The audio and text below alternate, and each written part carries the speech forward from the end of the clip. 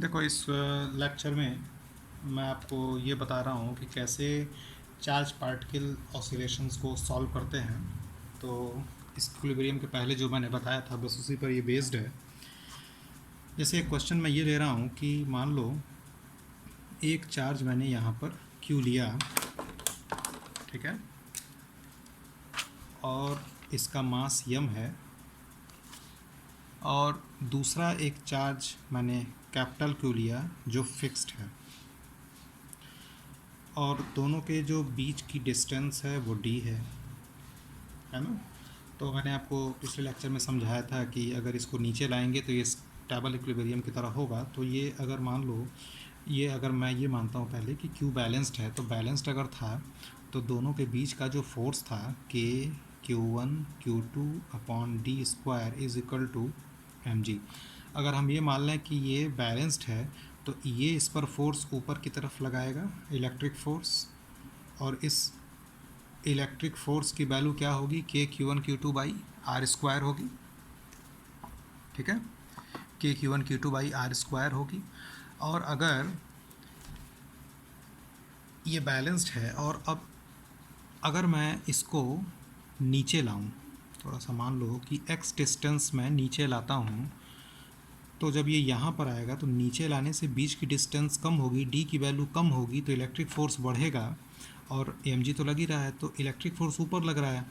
तो electric force बढ़ने की वजह से जो नेट फोर्स लगेगा ये ऊपर लगेगा, क्योंकि इलेक्ट्रिक फोर्स ज़्यादा होगा और mg तो वही है। तो जो रिजल्टेंट आएगा वो इस तरफ जाएगा, और चार्ज पार्टिकल को आप नीचे ला रहे हैं, डिस्प्लेसमेंट नीचे दे रहे हैं। तो ये इस स्टेबल इक्विलिब्रियम का एग्जांपल हुआ, यानी इसका टाइम पीरियड आपसे पूछा जा सकता है। तो अगर मान लीजिए कि x आप नीचे ले आए तो आप पहले लिखिए एफ ई की वैल्यू क्या होगी। तो एफ ई होगा K Q1 Q2 by D minus X whole square, और mg तो नीचे लग ही रहा है। तो जो एफ नेट होगा ये तो रिस्टोरिंग फोर्स की तरह काम करेगा, तो मैंने आगे माइनस लगा दिया। तो एफ ई में से mg को क्या करेंगे, माइनस करेंगे। एफ ई में से जैसे एफ नेट जो लिखेंगे आप क्या लिखेंगे, एफ ई में से mg को माइनस करेंगे। तो माइनस मैंने लगा दिया क्योंकि रिस्टोरिंग फोर्स की तरह काम करेगा, माइनस mg लिख दिया। और जो अब ये एफ हुआ ये हो गया K Q1 Q2 D minus X whole square, और mg की जगह पर हम ये वैल्यू लिख सकते हैं, ठीक है। तो ये minus K Q1 Q2 common ले लो,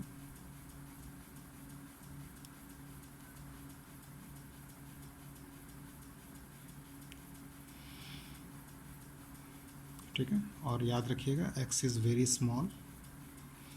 जैसे जब SHM देखते हैं तो ये जो x है ये d के रिस्पेक्ट में बहुत कम है, तो जो भी बाइनोमियल की कैलकुलेशन होती है वो सारा हमको यूज़ करना पड़ेगा।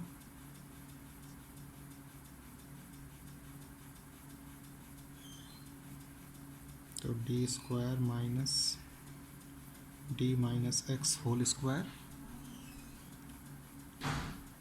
माइनस K Q1 Q2, ये सॉल्व करिए पूरा। ये a minus B whole square से जब ओपन करोगे तो ये चीज़ आएगी, नीचे से ये डी स्क्वायर बाहर ले लिया, और इसको हम जैसे बाइनोमियल आपको सिखाया था सॉल्व करना, d बड़ा है ना तो d को बाहर लो तो डी स्क्वायर बाहर आ जाएगा ये, और इसको लिख सकते हैं 1 माइनस एक्स बाई डी का होल स्क्वायर। अब देखो बेटा ये तो इससे कट जाएगा, और x इज़ वेरी स्मॉल तो एक्स स्क्वायर और भी छोटा होगा, तो एक्स स्क्वायर को हम इग्नोर कर सकते हैं। x is very small, d is very large, तो x बाई डी को हम 0 लिख सकते हैं। तो ये पूरी क्वांटिटी 1 हो गई, ये डी स्क्वायर यहाँ आ गया d क्यूब, तो इसको हो जाएगा minus K Q1 Q2 D to the power 4 into 2xd, ये तो हट गया ना, d से कट के नीचे d क्यूब आ गया, यानी f की वैल्यू आ गई minus 2K Q1 Q2 x upon D cube. तो ये आप देखिए जो रिस्टोरिंग फोर्स आप जानते हैं SHM में माइनस के एक्स की तरह आ गया, यानी k की जगह पर इतनी वैल्यू आ गई, k मतलब जो स्प्रिंग कांस्टेंट की जगह पे आता था। तो जो k की वैल्यू आई वो कितनी आई, 2k Q1 Q2 upon D cube.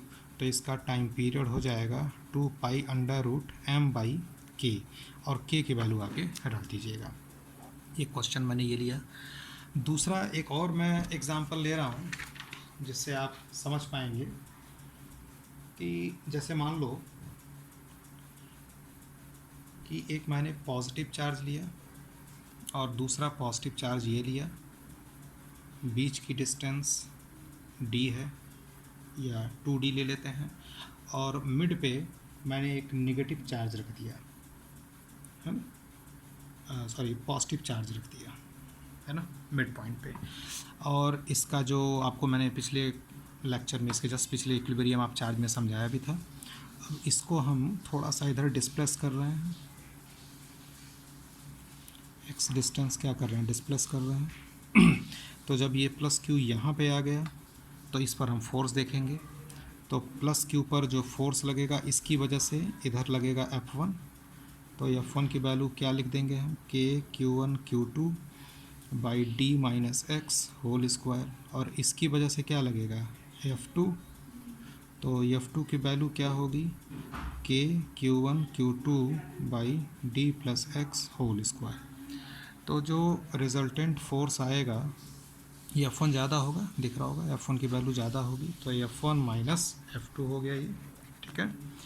और ये तो रिस्टोरिंग फोर्स की तरह काम करेगा, इसलिए आगे माइनस लगा दीजिए। अब F1 में से F2 घटाओगे है ना, तो F1 में से F2 जब घटाएंगे तो आप पहले वैल्यू लिख दीजिए,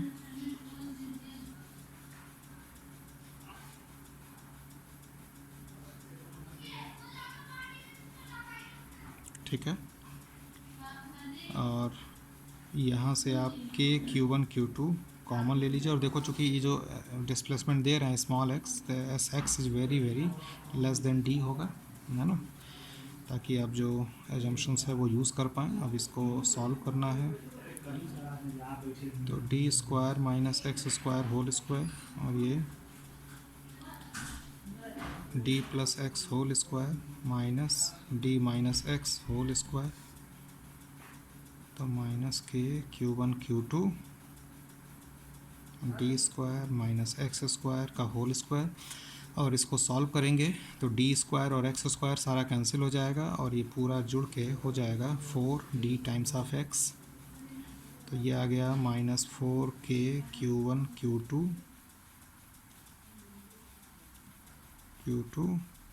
d इंटू एक्स, और यहाँ पे वही कैलकुलेशन करनी है, डी स्क्वायर को आप बाहर लीजिए, डी टू द पावर 4 आ जाएगा, अंदर आ जाएगा 1 minus X square by D square whole square.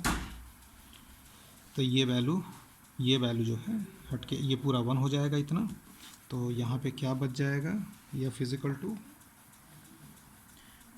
To आ जाएगा माइनस, और ये डी से ये कट जाएगा डी क्यूब, तो क्या आ जाएगा 4k Q1 Q2 x upon D cube. और इसको आप फिर से यह फिज़िकल टू माइनस के एक्स से कंपेयर कर देंगे, ठीक है, माइनस के एक्स से ये कंपेयर कर लेंगे, तो k की जगह पर ये वैल्यू आ जाएगी, और फिर से टाइम पीरियड का फार्मूला क्या आ जाएगा, 2 pi under root m by k, ठीक है। तो इस तरह से आप चार्ज ऑसिलेशन इन चार्ज को यूज़ करते हैं। और एक आपको मैं लगाने के लिए क्वेश्चन दे रहा हूँ, है ना, वो आप कर लीजिएगा। मैं बोल दे रहा हूँ क्या क्वेश्चन है। क्वेश्चन ये है, ये चार्ज Q है और यहाँ पर भी एक चार्ज Q है, और बीच की डिस्टेंस आप 2d ले लीजिए, और बीच में जो है एक नेगेटिव चार्ज रखा हुआ है यहाँ पे, और इसको मैं परपेंडिकुलर बाइसेक्टर पे x डिस्टेंस ले गया, और x is very very less than d। तो जब ये यहाँ पहुँचा तो रिस्टोरिंग, तो इसका आपको टाइम पीरियड बताना है,